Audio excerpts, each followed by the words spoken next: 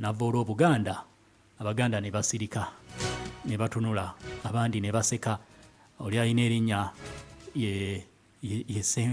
yani kale gwe Matovu, ne bavoola Obuganda n'osigala nga oli happy nnyo tolina buzibu. Oli n'atuuka ogamba Abaganda bwe kiti, oli n'abeerawo ebyo bya social media ne bitambula. Buganda egamba nedda, ebyo bigenda kukoma kati. Era kopi ey'okwemulugunya kuno yagenda maaso n'okulabika nti eweebwako abanene bangi mu ggwanga lino, okuli abakulembeze Mengo abagenda maaso n'okulabika nti bavoolwa, ab'ebitongole ebikuuma ddembe nabo ne babawaako kopi.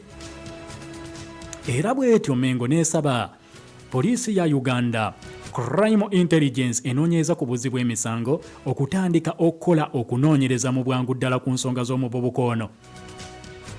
Bagamba nti okuva ku olwo poliisi ng'egenda maaso n'okulabika nti ekolaganira wamu n'ebikonge mu Bwakabaka bwa Buganda, kw'ossa n'okugenda maaso n'okulabika nti ekolagana n'abantu bangi.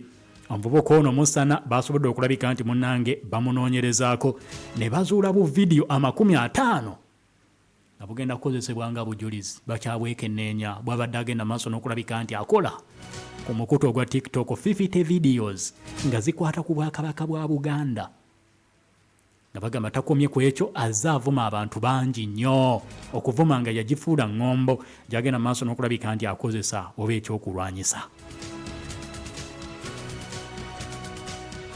Era vidiyo zino ne zitambuzibwa nnyo ku mikutu emikwanira-wala.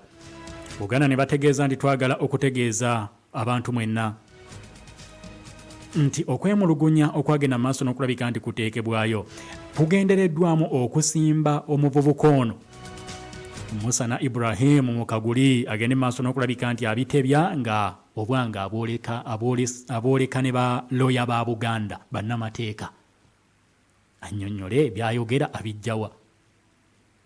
Lwaki agenda maaso n'okulabika nti abyogera? Ye Musana Ibrahim linnya lyali libadde ddi eryabalangira n'abambejja byonna. Ajja okulabika nti ategeeza nti abalangira b'omu Bwakabaka bwa Buganda baali babadde ddi n'amannya bwe gatyo okutuuka okwogera ye byayogera.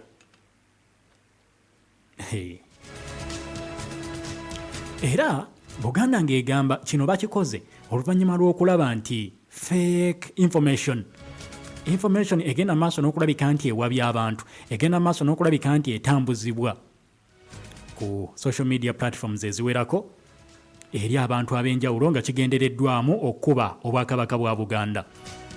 Bwe batyo ne bagamba nga beesigama ku bujulizi bwe balina bonga Obwakabaka bwa Buganda, bonna abantu abakozesa enkola bweti bagenda kutandika okulabika nti munnange babavunaana, kw'ossa n'okusaba Abaganda eva okubeera vigilant ku bantu abafaanaganako nga bano, okulaba nti waakiri ebikolwa bino ebitattana n'okulinnyirira Buganda bigenda maaso n'okulabika nti bikoma n'okuvoola Kabaka, wabula nga tebakoma Kabaka yekka, wabula ne institution zonna ez'Obwakabaka bwa Buganda ezigenda maaso n'okulabika nti zirinnyirirwa byonna bikome. Era bw'atyo omwogezi w'Obwakabaka bwa Buganda n'agamba nti structures zonna ez'Obwakabaka bwa Buganda bali ready ogenda maaso n'okulabika nti munnange bakuuma Obwakabaka bwa Buganda nga beesigama wansi w'ensonga Ssemasonga nnamba emu ey'Obwakabaka bwa Buganda. Bwe batyo Obwakabaka bwa Buganda ne beebaza abantu bonna kw'ossa n'ebitongole bikuuma ddembe abafubye okulaba nti waakiri omuvubuka ono Musana Ibrahim anoonyezebwa n'okukwatibwa, era nga bannamateeka ba Buganda beetegefu ogenda maaso n'okulabika nti munnange bagasimbagana naye. Era ne basaba Buganda yonna okwongera okuteeka ekitiibwa mu nnono n'obuwangwa bwa Buganda. N'ateekako omukono Israel Kazibwe Kitooke, minisita w'amawulire, okukunga abantu era nga ye mwogezi w'Obwakabaka bwa Buganda ku nsonga eyo. Ekifaananyi ebintu n'olira Musana, ekifaananyi ekitambula nga bagaba bamukutte, eriiso liringa eryanda eriri mu sigiri, amaaso gaamyuse dda galinga gandegeya, bamukutte amaziga yabadde ayogera bamuwaga, waliwo abaga kyekyo, n'addamu n'aleeta vidiyo endala n'aleeta endala bagamba balina bu vidiyo bwa 50. Kkiriza tufune adhaani ey'ekitiibwa emaze okulabika nti munnange etuuka. Bwe tumaliriza tukomawo tugenda kufuna ebigambo bya Fande Fred Enanga n'ebigambo by'omwogezi wa Bwakabaka bwa Buganda byagenze maaso n'okulabika nti ayogera olunaku olwaleero ng'ovudde ku kiwandiiko. Byonna tugenda kulabika nti tubifuna ku kkula ery'omuntu wa bulijjo n'ebyaba National Unity Platform abagenda maaso n'okulabika nti bavunaanibwa. Bagamba babasanga n'ebyokulwanyisa ng'ate si bannamagye. Basangibwa n'ebyambalo ebyamagye nga si bannamagye. Babavunaana emisango egyo egy'okusangibwa n'ebyokulwanyisa mu ngeri emenya amateeka, then ne babagattako n'omusango ogw'okulya mu nsi olukwe. Bakyagenda maaso n'okulabika nti munnange bavunaanibwa. Tuli mu mpulidde Kamenya 107.9 Part of Africa Radio.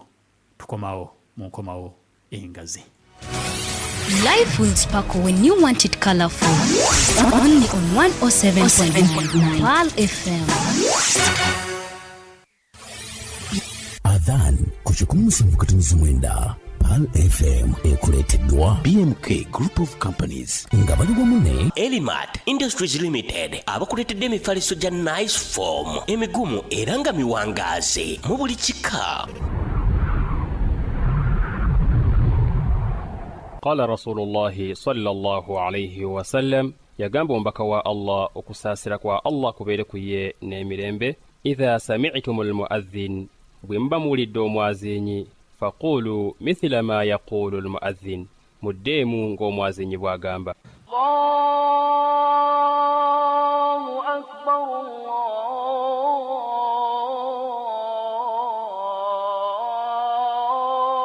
Allahu akbar Allahu akbar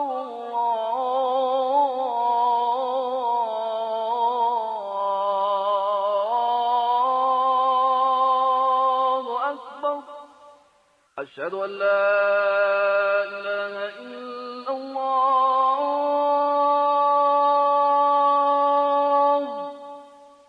أشهد أن لا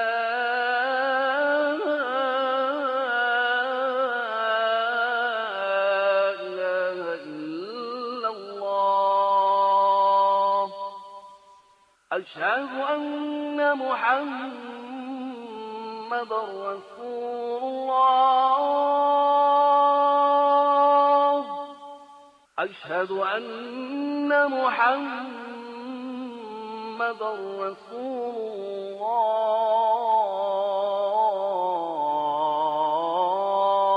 الله حي على الصلاة حي على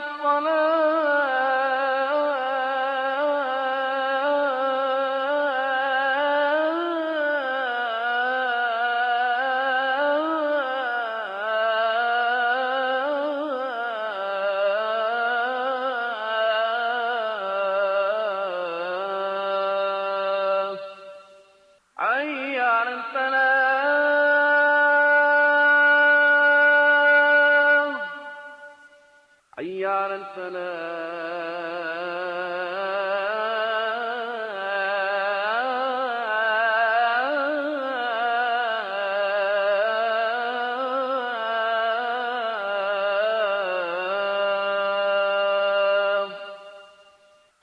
الله أكبر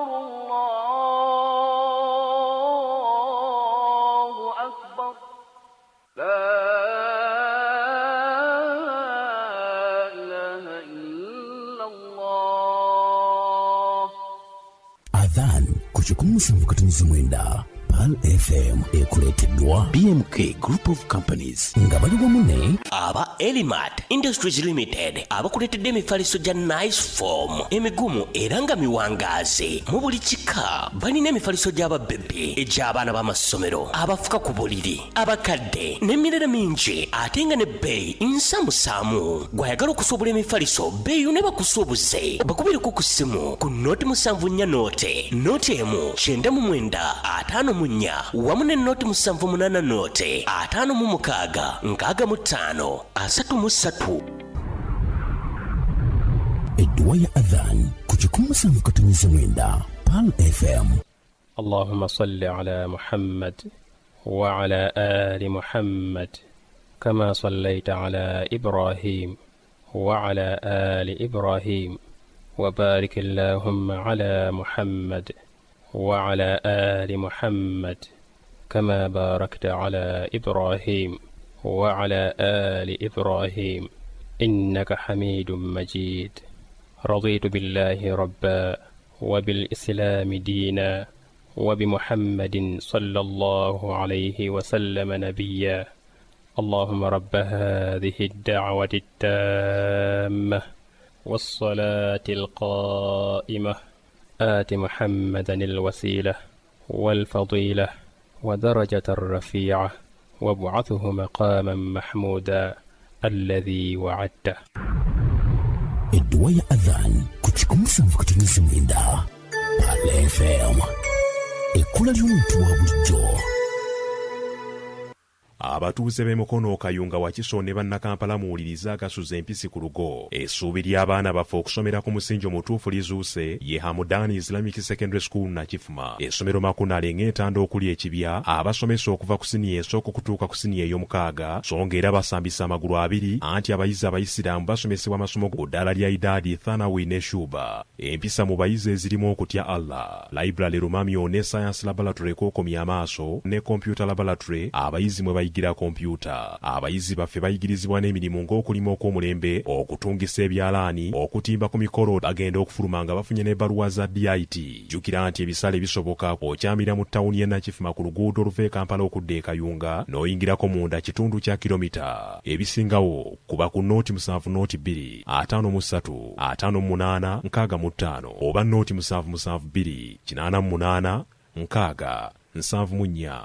Eno ye Ayatil Kursiyu ng'ekutuusibwako abafamire ya Muhammad Kigozi esangibwa Poland ne Switzerland. Nga bali wamu ne abazadde b'eruweero eky'ebyenjigiriza twakimala kasita twafuna Hamza Islamic Schools anti omwana olugendayo avaayo agenda ku university. Tulina Nasale Primary kusa ne Secondary Switzerland. nga bali wamu ne Hamza Islamic Schools omwana olugendayo avaayo agenda ku university. Tulina Nasale Primary kusa ne Secondary nga gonna gabawala n'abalenzi ab'ekisulo n'abava ebweru. Mu bigezo bya UNEB eby'omwaka oguwedde ffe twakulembera anti twafuna first grade zokka aba P7 senior 4 ne senior ey'omukaaga. Tusomesa ebyoluzungu ne Islamic theology. Tuyigiriza abaana ebyobulimi, ebyobulunzi, computer skills kusa ne co-curricular activities. Okuwandiika abayizi abapya kugenda mu maaso ku ssomero okuva ku Nasale paka P7 n'okuva ku senior 1 paka senior ey'omukaaga. Okutuuka ku Hamza Islamic Schools linnya taxi ezidde eruweero oviremu ku DFCU Bank n'ekipande kyaffe ojja kuba okiraba okumanya ebisingawo. Kuba oba oweereze WhatsApp ku 0772 53 37 48 oba ku 0705 16 65 29.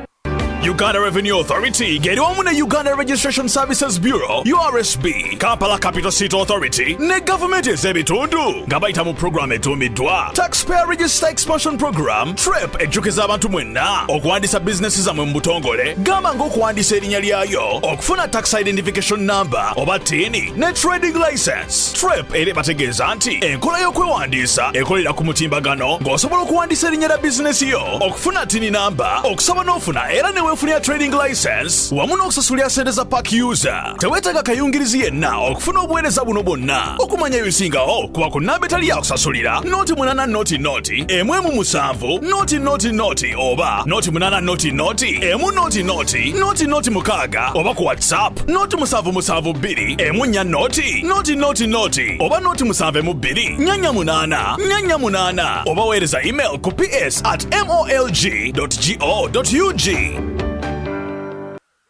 Eno ye aya y'essaawa eno ng'ekutuusibwako Fresh Mind International abakakasibwa Ministry ya Gender, Labour and Social Development okufunira bannayuganda emirimu emitalo w'amayanja mu mawanga nga Dubai, Abu Dhabi ne Qatar. إذ قال لأبيه يا أبت لم تعبد ما لا يسمع ولا يبصر ولا يغني عنك شيئا يا أبت إني قد جاءني من العلم ما لم يأتك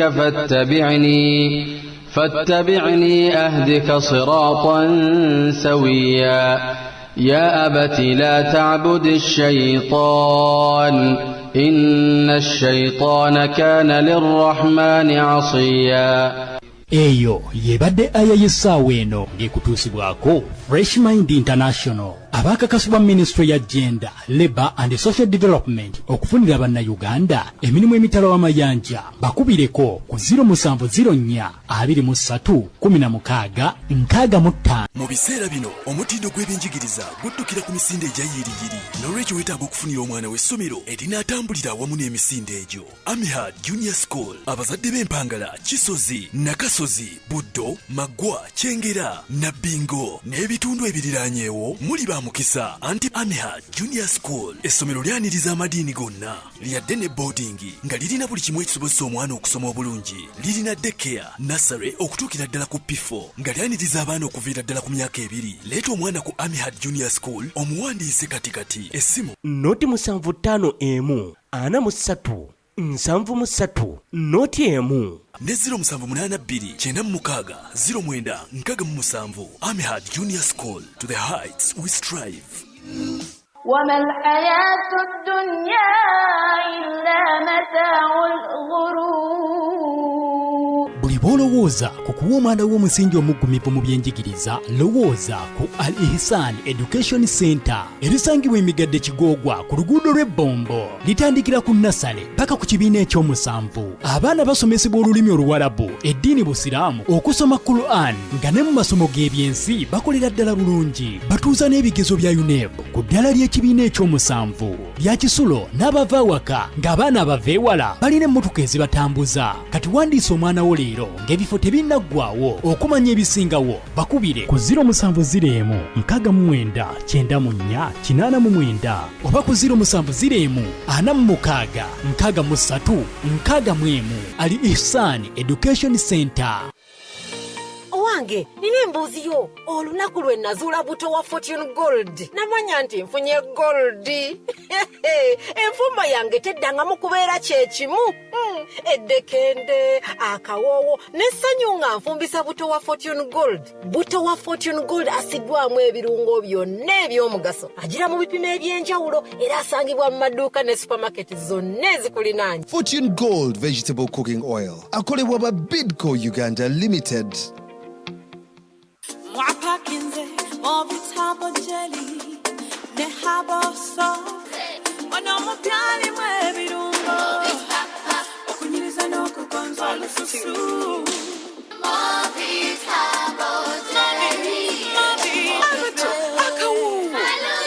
ate okubutukabutuka tewakyaliko obutukabutuka na kusiiyibwa kijjudde ebirungo by'obutonde okunyiriza ensusu zaffe. Movit okwekakasa kw'olunaku lwonna.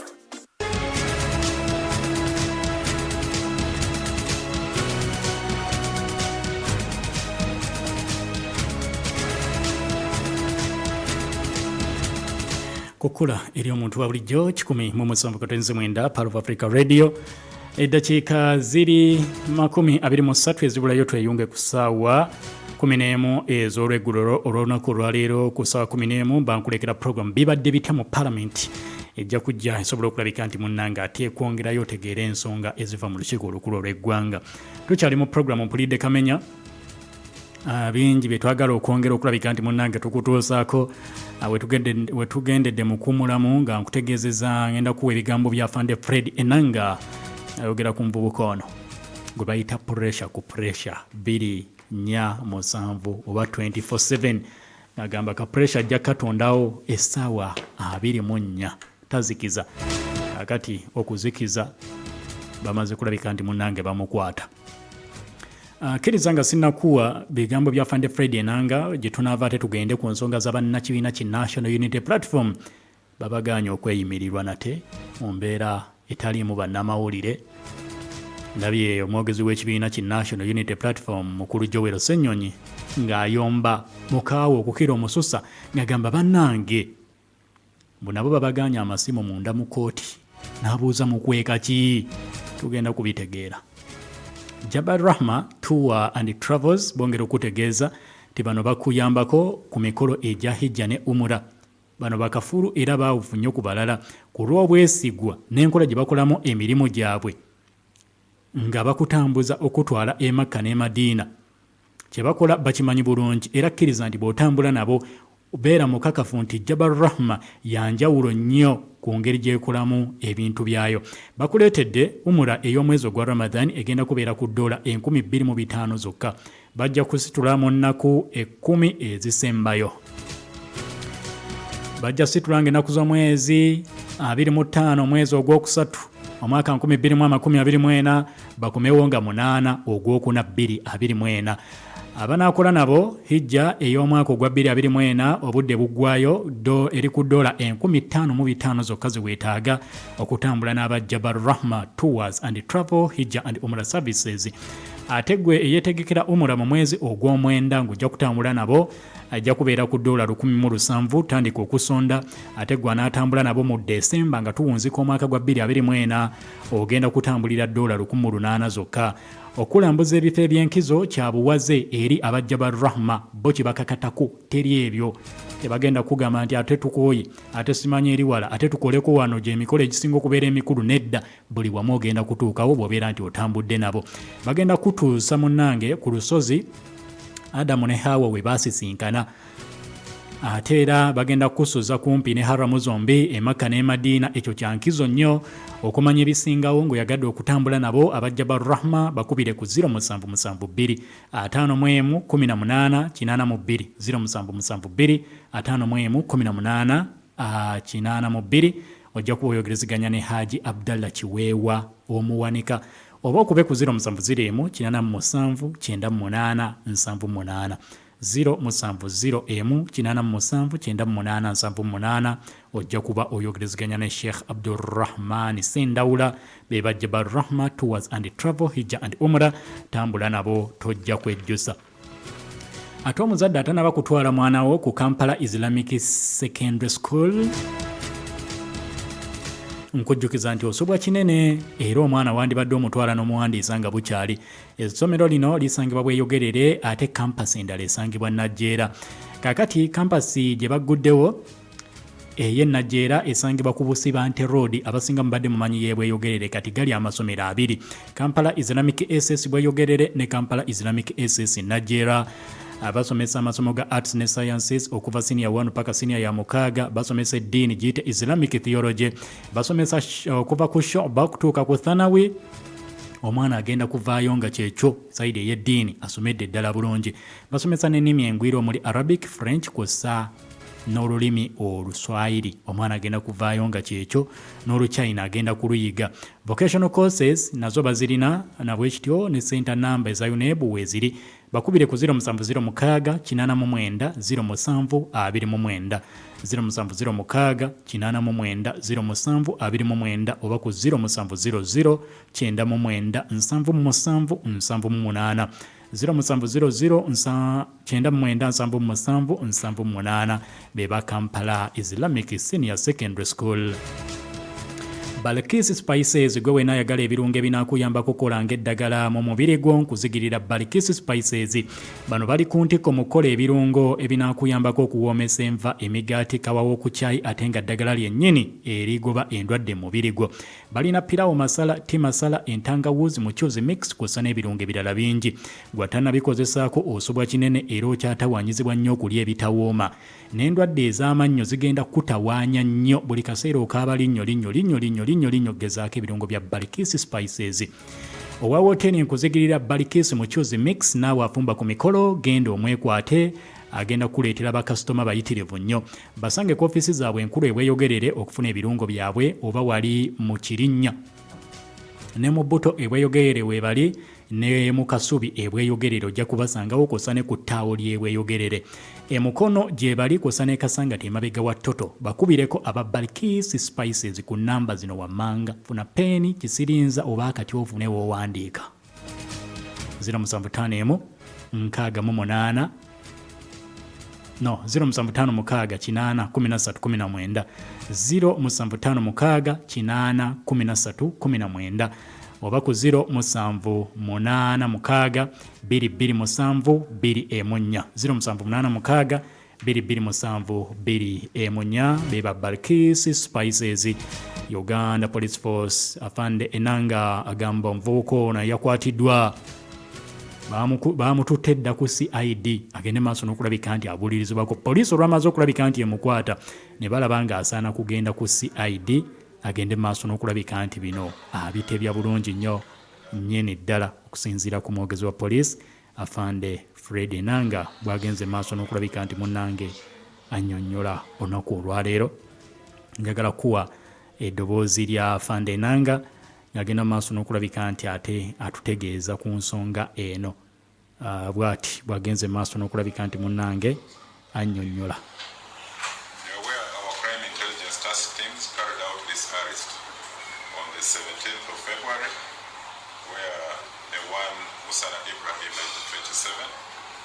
Resident of Kabuga in Mukono and also a resident of Chira Road was picked following a series of reported hate crimes, acts of incitement to violence, defamation of the character of Uganda, the Katikiro, and a lot of offensive communication through various digital platforms on TikTok, Instagram, Facebook, WhatsApp. And so the suspect was handed over to the Directorate of CID in Chibuli, who are now processing him on these various charges of misuse of social media, hate speech, malicious information, under the Computer Misuse Act and incitement to violence. Yoyo omuvubuka wa myaka 27 Musana Ibrahim mutuuze w'e Mukono era nga mutuuze wa Kira Road ye yakwatiddwa ku nsonga ezo n'obuvidiyo bwabadde agenda maaso n'okulabika nti akola obuvvoola obwakabaka bwa Buganda. Ye agenda kusimbibwa mu bugeeza amateeka agende maaso n'okulabika nti munnange avunaanibwa. Bwe tuva ku nsonga eyo tugende ku nsonga y'abannakibiina ki National Unity Platform abadde bagenda maaso n'okulabika nti munnange bavunaanibwa ebbanga lyonna ebyabwe tebinnaggwa. Eby'abavubuka 28 abakwatibwa nga bwe kuli n'omukyala Olivia Lutaaya tebinnaggwa mu kooti ey'amagye gye batwalidde olunaku olwaleero nga basuubira nti bagenda kulabika nti munnange beeyimirirwa. Tujjukira bulungi wiiki ewedde Leader of Opposition in Parliament Honorable Joel Ssenyonyi era nga ye mwogezi w'ekibiina ki National Unity Platform yavaayo n'asaba bannayuganda okugenda ku kooti okusobola okweyimirira abantu bano. Nga Joel Ssenyonyi agamba nti ab'enganda zaabwe bagezaako okubeeyimirira okwali ne bakyala baabwe ne bagamba nti tebatuusa bisaanyizo. Kaakati n'asaba bonna bannayuganda abasobola bagende beeyimirira abantu bano era bakedde ogenda okubeeyimirira. Agamba wabula basanze ng'embeera ndala nnyo, nga embeera ndala gye basanze ku kooti. N'agamba bannamawulire abaakeddewo nga baagala okavalinga ebigenda mu maaso tebabakkiriza genda maaso nakulabika nti munnange babikavalinga. Basanzeewo abasirikale abaabagambye bafulume tebalina kye bagenda kulabika nti munnange bakolaawo era ntegeddeko nti bano baleeteddwa mu kooti mu bukuumi obw'ekitalo era ne babagamba baddeyo ku rimanda oluvannyuma lw'okuwulira okusaba okweyimirira okubadde kutwaliddwayo. Babagambye kujja kuwulirwa nga 19 omwezi ogwokusatu 2024 ne baddizibwayo mu nkomyo. Honorable Joel Ssenyonyi agamba tebagenda kukoowa kusaba bantu bano naye beebuuza lwaki kooti ekola bweti. Honorable Joel Ssenyonyi bw'ati nga nnyonnyola.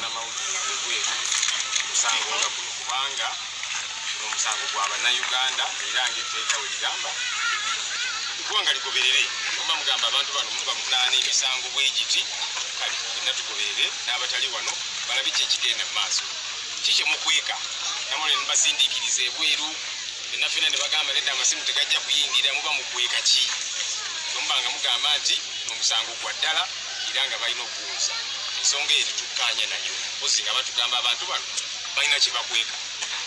Ekyokubiri njagala kwebaza bakulembeze bannange ababaka 8 n'emmeeyo omu abazze tulabe nga tweyimirira bannaffe twagamba tugenda kukola kino kubanga tebasooka okuteekayo balooya bateekayo abazadde baabwe abakyala abaami ab'eŋŋanda na kikooti negamba nti abantu bano bawuuka ate ngaekyo tetukkiriziganya nakyo ogamba otya nti omuzadde w'omuntu mukyala w'omuntu baawe awewuka tasaanidde kumweyimirira kijja kitya netugamba kale kati ng'abakulembeze katujje tweyimirira abantu bano tulabe kooti kyena etugamba nti oba naffe tetusaanidde era tulindiridde 19 ofcourse tugamba nti n'ako akaseera kawanvu nnyo abantu bano bamaze ebbanga ddene emyaka 3 wamu n'okweyongerayo bali mu nkomyo ku bisango sange ebitategerekeka abamu ku bo ebisango bazze babikyusa batandika ne kino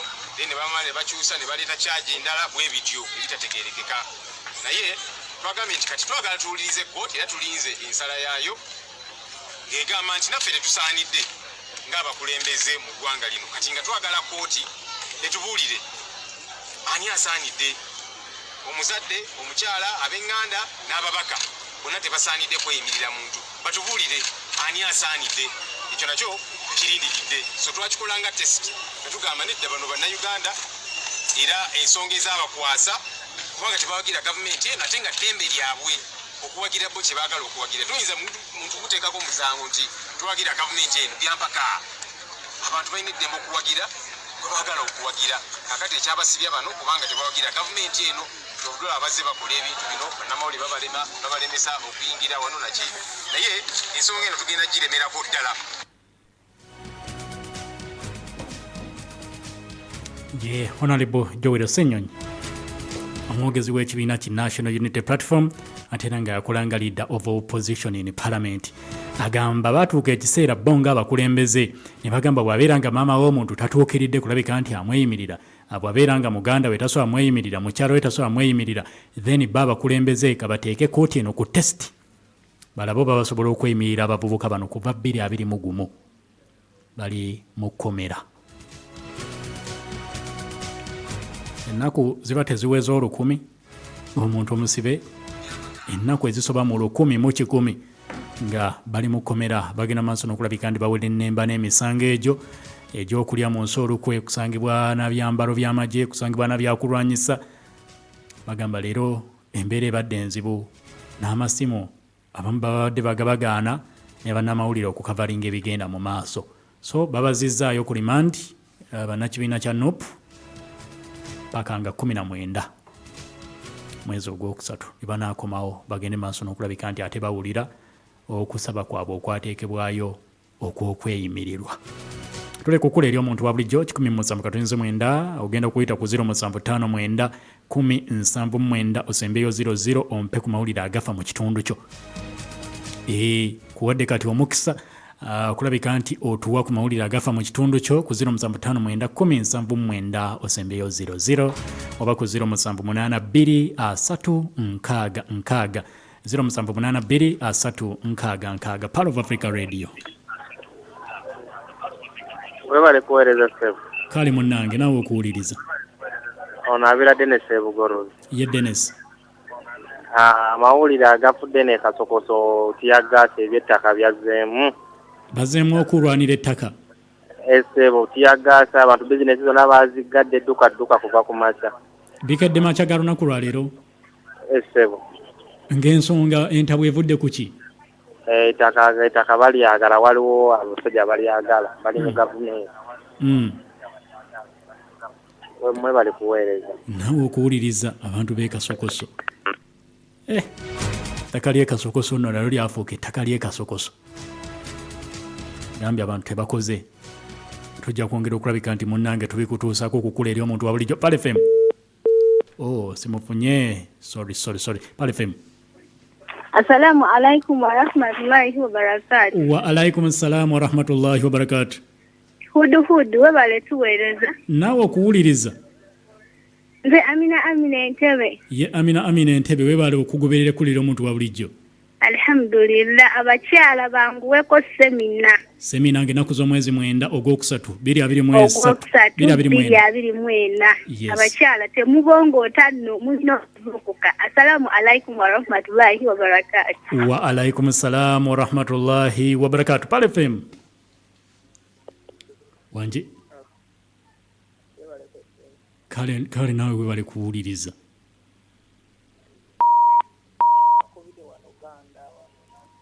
Osinzidde Ganda Nansana eddoboozi nga liri wansi vibe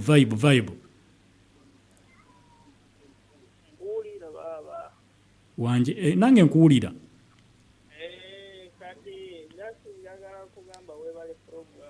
Kale munnange amiina ab'egganda bandabire lwakuba tompadde mannyago ow'egganda n'atema. Pale FM. Waalaikum warahmatullahi wabarakatuh. Wa alaikum salam warahmatullahi wabarakatuh. Wale kutuweereza. Naawe okuwuliriza. Nze mobilizer w'abasukulumu. Mobilizer Kasoli Juma. Kasoli Juma ne kyamugose tukwebaza. Nange mbeebaza. Olunaku olw'okutano lwe watubeererawo ssebo. Ng'otolalira akalulu akavaawo mpitewo. Ndowooza mwategeera akalulu akali Friend Fair bwe kalina okubeera.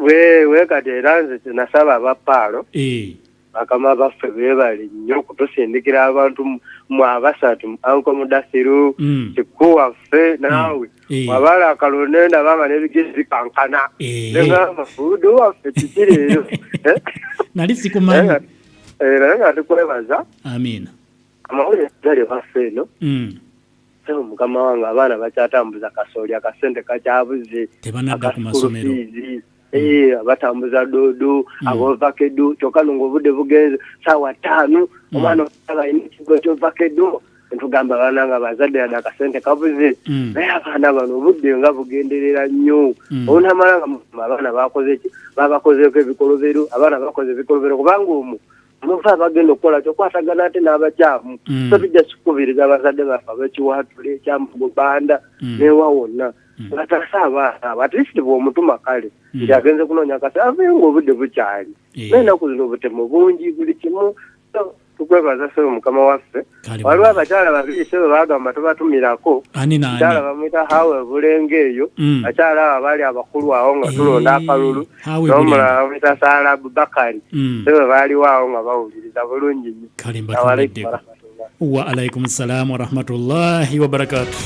Okula eri omuntu wabulijjo amasimu gaaka naye mukkirize sisobola kugaziwa kusukka wano owamawulire mu bufunza amaze okulabika nti atuuka mbajjukiza semina y'abakyala jangu wano ku reception ya Part of Africa Radio weewandiise n'emitwalo 2 gyokka tugenda kubeera ku Old Kampala Sports Arena opposite ne Global Buses omulamwa obuvunaanyizibwa bw'omukyala mu kukulaakulanya omwami we mu maka abasomesa bangi Sheikh Salimu Boss agenda kubeerawo Imam Ahmad Sulaimani Kyeyune agenda kubeerawo tulinawo Sheikh Muhammad Rugorobi tulinawo abasawo abakugu abagenda okusomesa ku ndwadde z'abakyala tulinawo n'abakugu mu byenfuna abagenda okusomesa omukyala oyamba otya omwami w'okukulaakulana mu maka ng'okozesa amagezi amangi ku nsonga z'ebyenfuna.